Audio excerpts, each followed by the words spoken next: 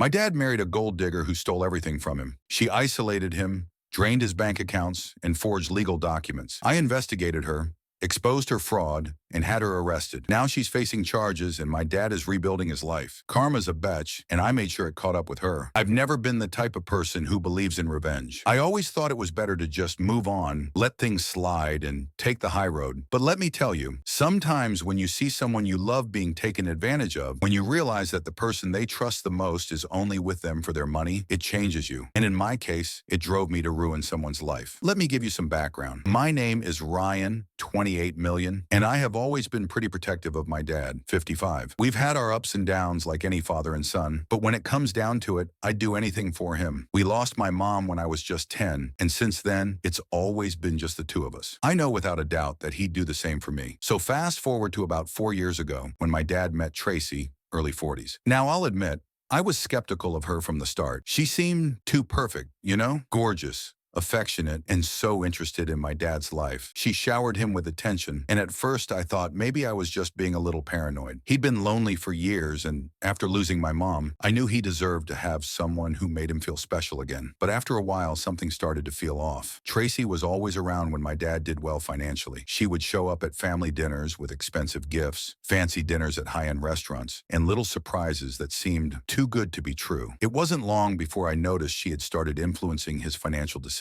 She would suggest investments that always seemed to involve her or her friends, and without hesitation, he'd go along with it. Now, don't get me wrong, my dad isn't stupid. He's not someone who would just throw away money. But with Tracy, it was different. He had this weird blind spot when it came to her. I think it's because after losing my mom, he just wanted to believe someone cared about him. And Tracy was playing the role of the perfect girlfriend, the perfect wife, the one who would take care of him. I didn't say anything to my dad at first. I mean, how do you bring something like that up without sounding like a jealous son? I tried to keep my distance and just watch, hoping I was wrong. But as time went on, things started to escalate. It wasn't just the constant spending. It was the way she started controlling his life. She'd subtly suggest things like, maybe you shouldn't hang out with Ryan this weekend. I was thinking we could go to the spa. Or, Ryan doesn't need to know about this investment opportunity. It's a private matter between us. It became clear to me that she was slowly isolating him from anyone who might see what was really going on. But the red flags really started to wave when my dad sold his house and bought a much bigger one, all at Tracy's urging. The new house was beautiful,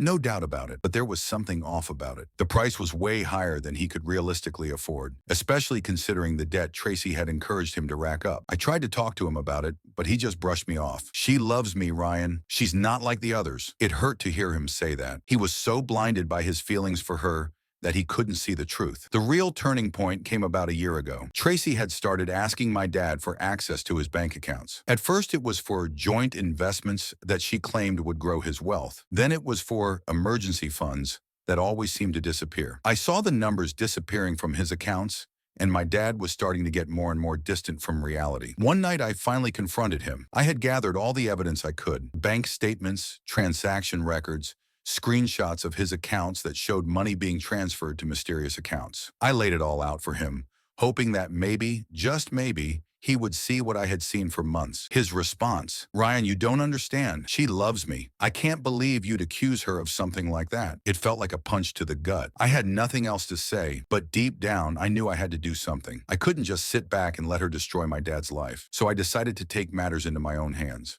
I began investigating Tracy, not just her social media. Anyone can do that. I dug deep.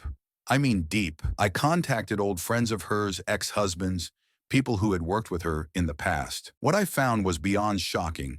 Tracy had a history of doing the same thing to every man she had ever been with. Her first husband was a wealthy businessman who lost everything after he married her. Her second husband was a real estate mogul who went bankrupt after she convinced him to make several bad investments. The pattern was the same: take everything, isolate them from friends and family, and then leave once she had drained them dry. It was clear now. She was a professional gold digger. I knew I had to do something drastic, but I also knew I couldn't go about it recklessly.